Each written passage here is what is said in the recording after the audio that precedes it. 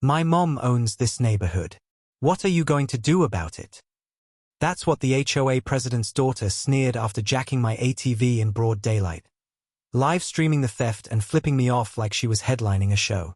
19-year-old Skylar Morrison slid up in her daddy's BMW, strolled into my open garage like she paid the mortgage, and thumbed my custom 1987 Honda 4Trax to life. The back tire chirped, rubber burned, and she was gone, crowing finders keepers, loser, before posting it all to Instagram like a trophy kill. Name's Marcus Tank Wheeler, 47, retired Army mechanic. 20 years keeping hums alive in heat that melts tools and sand that chews bearings. After my wife, Sarah, lost her fight with cancer, I settled in Willowbrook Estates with my son, Devon.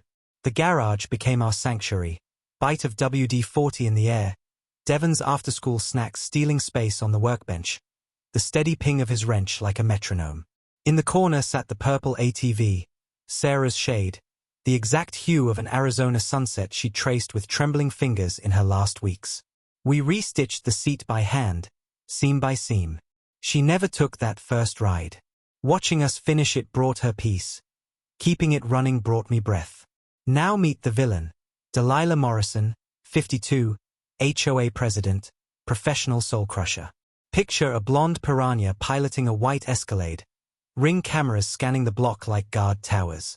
Her lawn looked so artificial it ought to have violated a few environmental laws. Husband Bradley sat on city council and made problems evaporate like puddles in July. Together they'd built a small empire of rulebooks and favors that could make Chicago blush. The harassment landed with surgical precision. First, a commercial vehicle violation on my work truck, in my own driveway, taped there at dawn like a calling card. When I called, Delilah purred, "Business vehicles violate our standards. Tools visible through the rear window are unsightly." Next came a garage door aesthetic citation because a quarter-sized dent from Devon's basketball disrupted community harmony. Then noise infractions for tools after 7 p.m., even though the bylaws clearly allow until 8. Each ticket ran $150 plus processing fees that mysteriously doubled themselves. Being a good neighbor, I paid the first few. Biggest mistake I made. Then Mrs. Henderson knocked, weathered hands shaking, eyes wet, the smell of her oatmeal cookies trailing in like a memory. "They're taking my house, Tank. 40 years, and they're taking it." She'd racked up $2,800 in fines for a shed that had been grandfathered for 15 years, until Queen Delilah declared it a property-value hazard.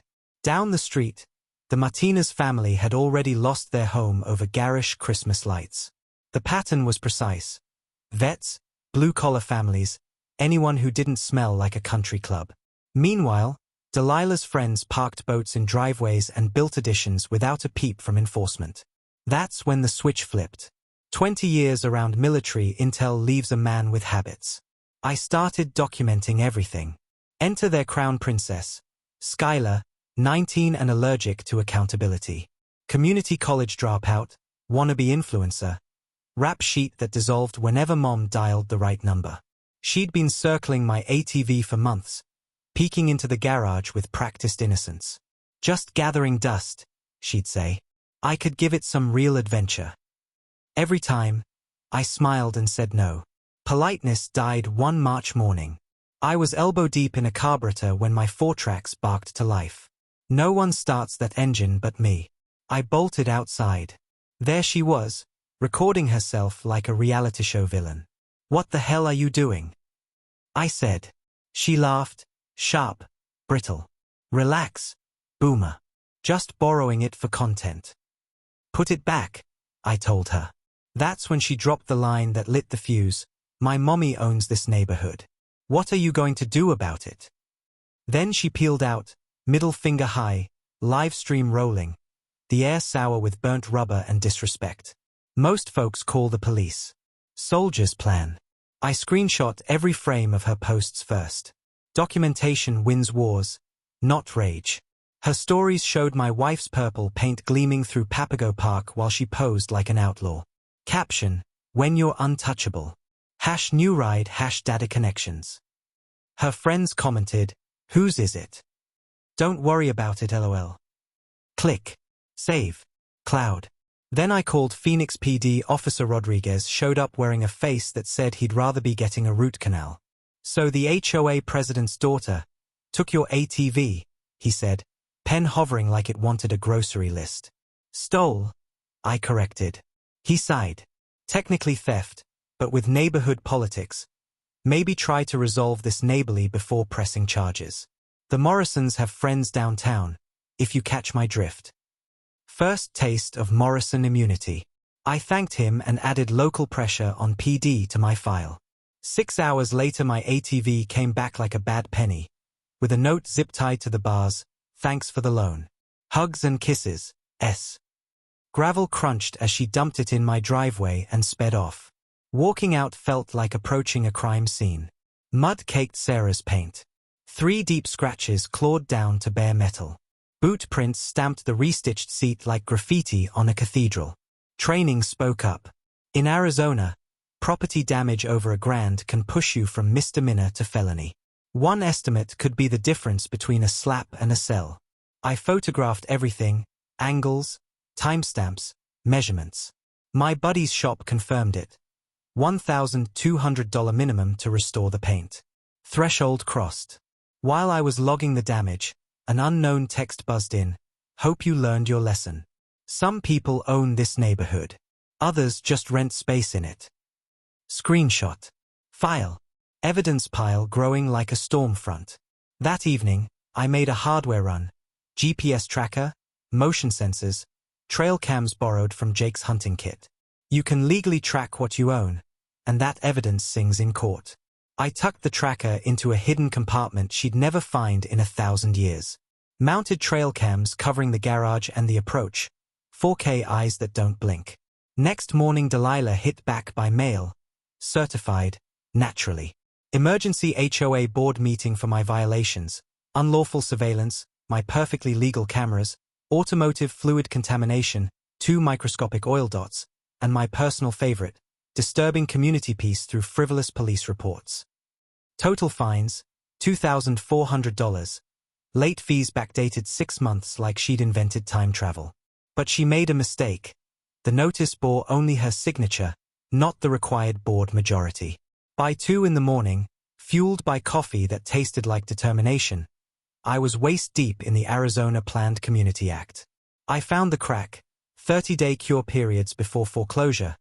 Mandatory procedures they'd skipped like they were late to brunch. County records showed a handful of neighbors. Mrs. Henderson, the Martinez family, 3 more, steamrolled by foreclosures that likely violated state law. As dawn painted the desert the same violet Sarah loved, the picture snapped into focus. Delilah wasn't managing a community. She was running a real estate theft ring under the HOA's letterhead. And Skylar stealing my ATV? That wasn't just petty crime. It was the loose thread I would pull until the whole machine came apart. 3 days after that late-night research session, I filed my first counterstrike, a formal complaint with the Arizona Department of Real Estate against Delilah Morrison. The irony was rich. She'd spent years weaponizing bureaucracy against neighbors, and now the same bureaucracy was aimed at her throat. My packet read like a prosecutor's opening statement. Abuse of position, selective enforcement, suspicious foreclosures flowing into her company's portfolio. 23 pages of evidence, meticulously organized. The state responded faster than pizza delivery. Official investigation opened. Delilah's real estate license under review. Queen Bee had just had her wings clipped. But Skylar wasn't done. While her mother scrambled, she doubled down. My GPS tracker lit up during a grocery run. My ATV screaming toward downtown at reckless speeds. I followed the digital trail to a warehouse district party that looked like Burning Man's trashy cousin. Bass rattled my teeth from half a block away. The smell of beer and bad choices hung heavy in the desert air. And there, in the middle of it all, was my wife's memory being desecrated. Skylar had turned my ATV into the main attraction. Drunk college kids were paying $50 a head to take turns tearing through obstacle courses of beer cans and traffic cones. She'd even branded it, Desert Adventure Rentals, no rules, no limits.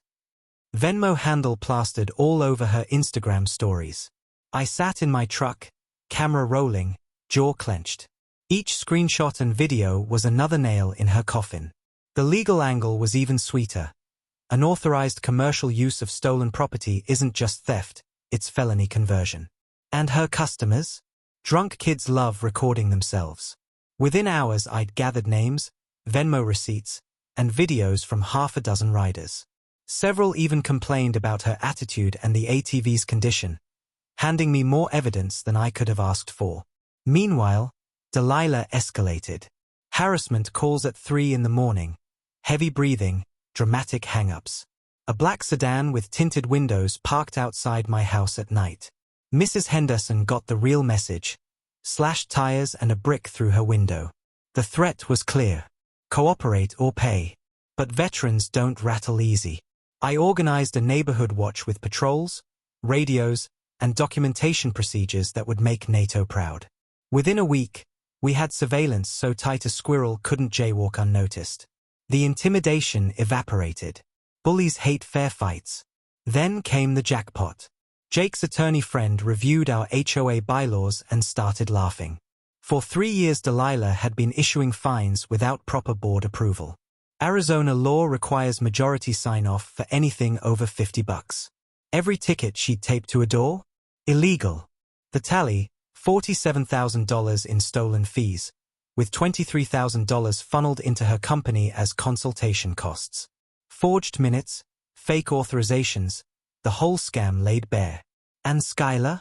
She added her own fireworks by posting a video tutorial on removing VIN numbers from ATVs, teaching her followers how to make any ride untraceable. Congratulations, princess. You just crossed into federal crime territory. That's when Marcus Henderson Jr. entered the picture.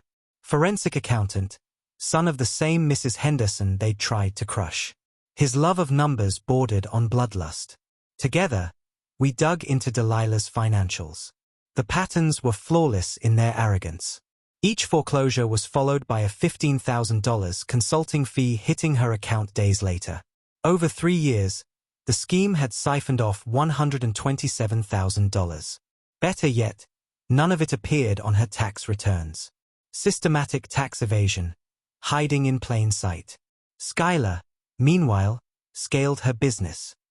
My GPS tracker mapped a circuit of 3 regular rental spots, downtown parties, a mystery ranch outside Phoenix, and private desert gatherings that looked like Mad Max auditions. She was advertising $75 an hour, no license, no insurance, no safety gear, using my stolen ATV as the star. Reviews on her posts were incriminating gold, best illegal ride ever, worth every penny to feel like an outlaw. Then came the clincher, a video of her pouring shots for drunk riders before sending them off into dangerous terrain. Arizona's liability laws on serving alcohol to intoxicated people don't play around. Every bottle she handed out was another felony waiting to bloom. While I built the evidence file, Delilah tried a different angle.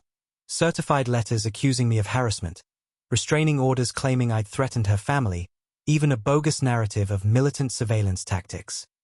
The judge granted one. It should have been game over, but here's the beauty of paperwork.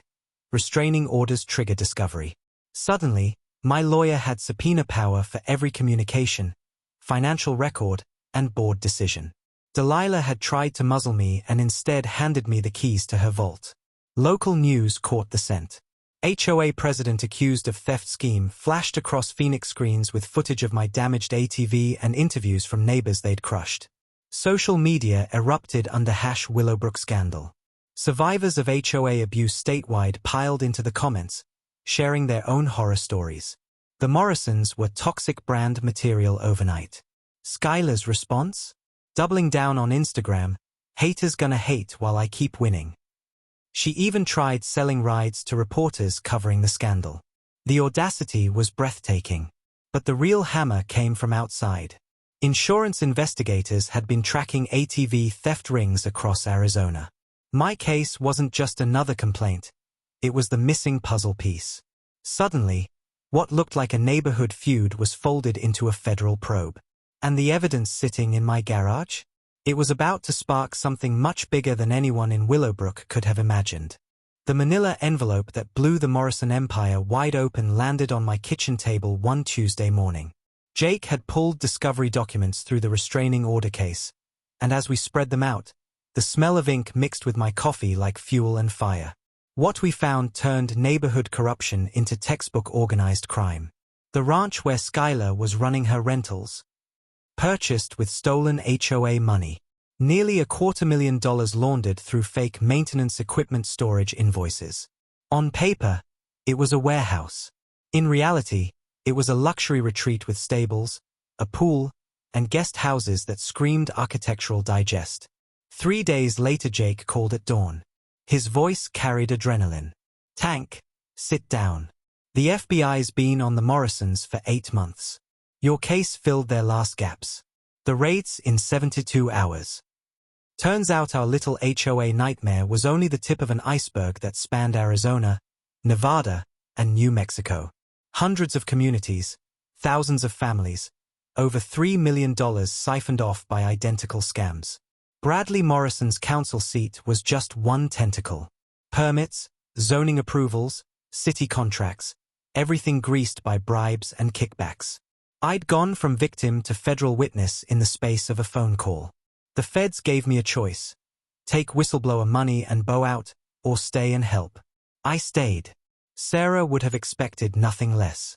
Within 24 hours, my garage morphed into a command post. Whiteboards mapped the Morrisons' schemes like battle plans. Evidence drives stacked higher than ammo crates. Every neighbor they'd wronged found a place on the team. Martinez handled finances with CPA precision sharpened by rage. Henderson's son organized forensic records that could make the IRS jealous. Jake coordinated legal filings. Even Officer Rodriguez, who once shrugged me off, switched sides after seeing the scope of federal evidence. We weren't just a neighborhood anymore. We were a coalition. The beauty of RICO law is simple. Prove a criminal enterprise exists, and every member is liable for every act. The Morrisons' consulting fee scam, their illegal foreclosures, Skylar's ATV rentals, they were all part of the same enterprise. That meant prison time and asset forfeiture. Everything they owned, down to Skylar's BMW, was in play. And Arizona requires HOA boards to carry theft insurance. The policy was worth $2 million. Even if the Morrisons had burned through every dime, victims would see restitution. For once, the system had teeth. We didn't just build cases, we built awareness. Weekly town meetings turned into war councils. I handed out fact sheets explaining rights in plain language, taught neighbors how to challenge bogus fines, and set up phone trees that could mobilize witnesses faster than any HOA ever managed to issue a citation. Meanwhile, an investigative reporter picked up the story and traced Morrison tactics to other states. Willowbrook scandal spread coast to coast. Politicians who once clinked glasses with Bradley scrambled to distance themselves. The tide had turned. But the Morrisons weren't done lashing out. Delilah broke into the HOA office at midnight, trying to torch documents and delete files. Our hidden cameras caught it all. Queen Bee reduced to fumbling with a trash can fire and planting drugs in my file in a desperate bid to frame me. Skylar melted down on Instagram, waving guns on camera and threatening neighbors.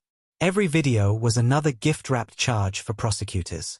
Bradley's emails surfaced too, exposing quid pro quo deals with contractors and zoning favors traded like poker chips. The corruption was no longer whispered about. It was broadcast live. Their desperation hit peak comedy when they tried bribing me. A nervous lawyer slid $50,000 in cash across a diner table, sweating through his suit while mumbling about making it all go away. I wore a wire, of course. Federal agents bagged every word. Witness tampering, intimidation, bribery. The charges piled up like cordwood. Even the smear campaigns backfired. Fake accounts accused me of being a bitter veteran with a vendetta. Investigators traced the IP addresses right back to Morrison properties. Local gossip painted me as unstable, but truth is bulletproof. Military records, clean finances, and character witnesses stacked higher than their lies. Every time they tried to paint me dirty, they ended up throwing mud in their own faces. By the time FBI raids were greenlit, we were locked and loaded. 6 a.m. on a crisp October morning, black SUVs rolled on Morrison properties across 3 states. Agents in tactical gear boxed them in, helicopters overhead, neighbors watching from porches with tears of vindication. Mrs. Henderson clutched my arm as Bradley was perp-walked in cuffs. Martinez drove 2 hours just to see justice served. Skylar's arrest at a drunken college party aired live. Princess hauled out in handcuffs, charged with theft, laundering, and conspiracy. The shock on her face was worth every sleepless night. My ATV was recovered, battered but still humming, its GPS logs now a star witness for the prosecution. Delilah broke down in court, crocodile tears flowing as she tried to pin it all on Bradley. Bradley tried to flip on Delilah. Skylar refused plea deals, too arrogant to recognize the walls closing in. But none of it mattered. The evidence was overwhelming, the coalition unshakable, and the federal machine relentless. The hunters had become the hunted, and for the first time in years, Willowbrook Estates could breathe. Courtrooms don't move fast, but justice has its own gravity. Over the next 9 months, the Morrison empire unraveled one charge at a time. Delilah faced mail fraud, wire fraud, tax evasion, and racketeering. Bradley went down on bribery, conspiracy, and public corruption. Skylar got the book thrown at her: theft, laundering, unauthorized rentals, underage alcohol distribution, and even reckless endangerment tied to accidents at her parties. Their lawyers argued, spun, and postured, but when every witness in the neighborhood testifies, when every camera feed, bank record, and Instagram post lines up like dominoes, no spin survives. By verdict day, the jury barely needed to deliberate. Sentencing hit like artillery. Delilah, 20 years, assets seized, license stripped. Bradley, 15 and barred from public office for life. Skylar, the princess who thought Instagram made her untouchable, walked away with 5 years in federal prison and restitution stacked so high she'll be paying victims until she's old enough for Social Security. Watching the judge pronounce those numbers, you could feel the air shift, like the neighborhood itself exhaled.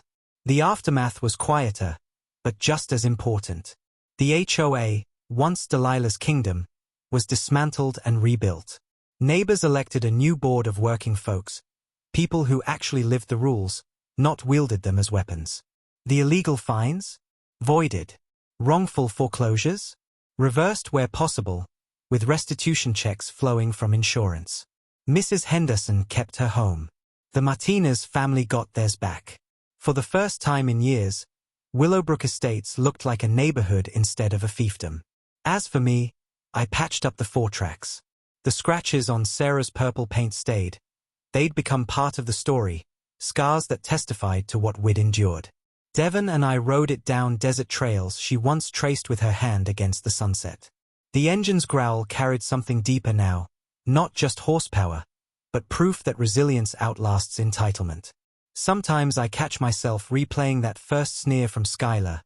My mom owns this neighborhood. What are you going to do about it? Turns out, the answer was simple. Document. Persist. Refuse to bow. When power thinks it's untouchable, all it takes is one person willing to stand and one community willing to rise. And Willowbrook rose.